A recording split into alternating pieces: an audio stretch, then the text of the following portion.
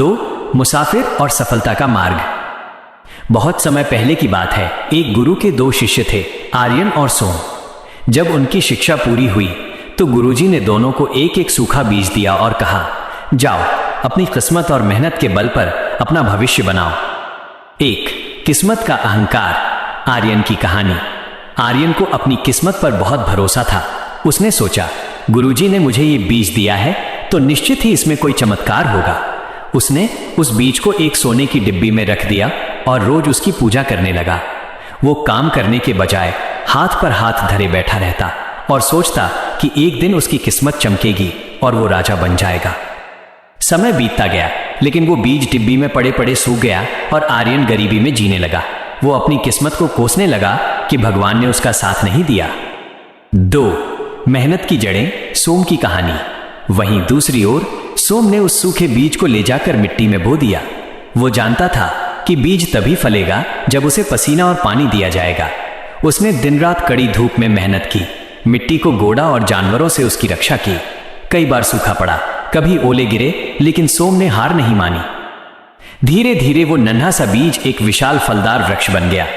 उस वृक्ष के फलों को बेचकर सोम ने एक बड़ा बगीचा खड़ा कर लिया और पूरे इलाके का सबसे सुखी और समृद्ध व्यक्ति बन गया। 3. गुरु का अंतिम पाठ। कुछ वर्षों बाद दोनों गुरुजी के पास पहुंचे। आर्यन ने रोते हुए कहा, गुरुजी, मेरी किस्मत खराब थी, आपका दिया बीज बेकार निकला। गुरुजी ने शांत स्वर में कहा, आर्यन, किस्मत ने तुम्हें बीज अवसर तो दिया था, लेकिन तुमने मेहनत की खाद नहीं डाली। किस्मत सिर्फ दरवाजा दिखाती है, लेकिन उस दरवाजे के अंदर मेहनत ही ले जाती है। फिर उन्होंने सोम की ओर देखकर कहा, सोम ने अपनी मेहनत से अपनी किस्मत खुद लिखी।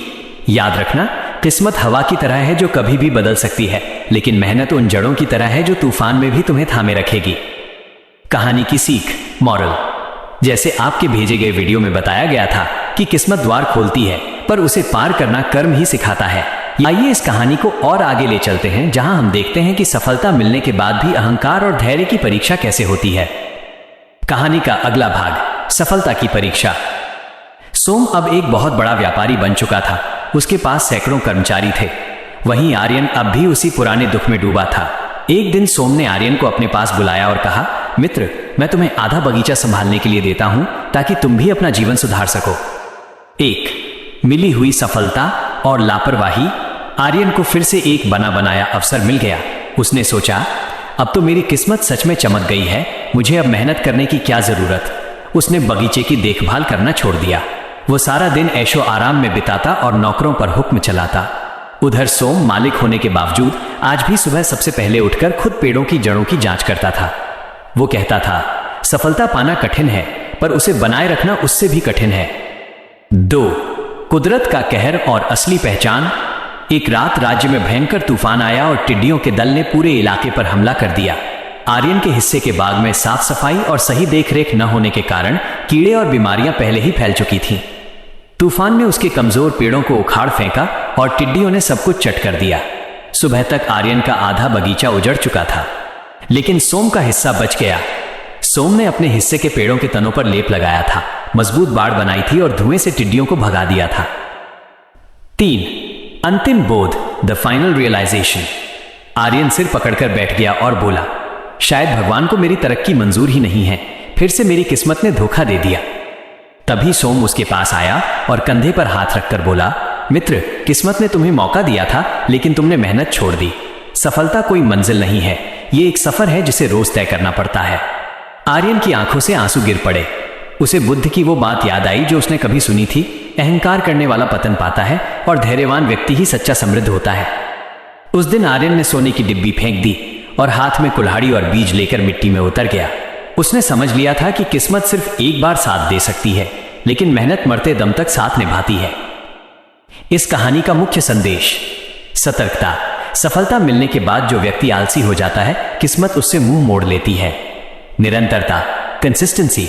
मेहनत सिर्फ अमीर बनने के लिए नहीं, बल्कि इंसान बने रहने के लिए भी जरूरी है। तो अब उस निर्णायक मोड़ पर ले चलते हैं जहां आर्यन के बदलाव और समय की एक और बड़ी परीक्षा की शुरुआत होती है। कहानी का तीसरा भाग, राख से उदय, राइज फ्रॉम एशेस।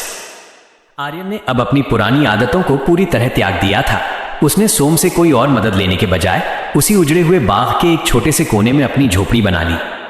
एक प्रायश्चित की मेहनत। आर्यन अब सूरज उगने से पहले जागता, वो उखड़े हुए पेड़ों को हटाता, जमीन को फिर से खोदता और कंकड़ पत्थर चुनता। गांव के लोग उसे देखकर हंसते और कहते, जिसकी किस्मत में धूल है वो कितना ही झाड़ ले, धूल ही रहेगी। लेकिन आर्यन ने अब कानों को बंद कर लिया था। उसे बुद्ध की वो सीख याद थी, जड़ें अदृश्य होती हैं पर पेड़ को थामे रखती हैं। वो अब फल की चिंता नहीं कर रहा था, वो बस मिट्टी की सेवा कर रहा था। 2 वो महासंकट, द ग्रेट ड्राउट। 2 साल बाद उस राज्य में ऐसा भीषण सूखा पड़ा कि नदियां सूख गईं और कुओं का पानी पाताल में चला गया।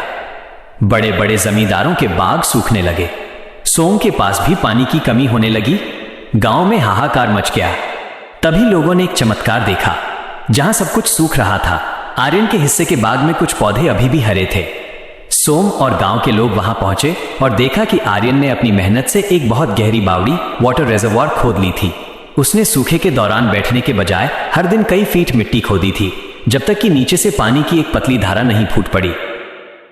3 जब मेहनत ने किस्मत को बदल दिया, आर्यन ने वो पानी सिर्फ अपने लिए नहीं रखा, उसने सोम और पूरे गांव के लिए अपनी बावड़ी खोल दी। सोम भावुक होकर बोला, मित्र आर्यन, आज तुम्हारी मेहनत ने न केवल तुम्हें बल्कि पूरे गांव की किस्मत को बचा लिया। आर्यन मुस्कुराया और उसने वो बात कही जो उसने अपने अनुभव से सीखी थी। जब हवाएं अनुकूल होती हैं तो पतंग किस्मत से उड़ती है, लेकिन जब हवाएं विपरीत होती हैं तो पतंग को उड़ाने के लिए मांझे, मेहनत की मजबूती और उड़ाने वाले के हुनर की जरूरत होती है। 4 उपसंहार, ज्ञान की पूर्णता। कहानी के अंत में दोनों मित्र फिर से अपने गुरु के पास गए। गुरुजी ने देखा कि आज आर्यन के चेहरे पर सोम जैसी ही शांति थी। गुरुजी ने कहा, आज तुम दोनों पूर्ण हुए। सोम ने सिखाया कि सफलता कैसे पाई जाती है और आर्यन ने सिखाया कि अगर सब कुछ खो जाए तो मेहनत के बल पर उसे वापस कैसे पाया जाता है। इस भाग की मुख्य सीख। 1 धैर्य की शक्ति। जब बुरा समय आता है तो केवल वही बचता है जिसने कठिन समय के लिए खुद को तैयार किया हो। 2 सेवा भाव। मेहनत जब दूसरों के काम आती है तो वो पुण्य बन जाती है जो किस्मत के सबसे बड़े दोषों को भी काट देती है।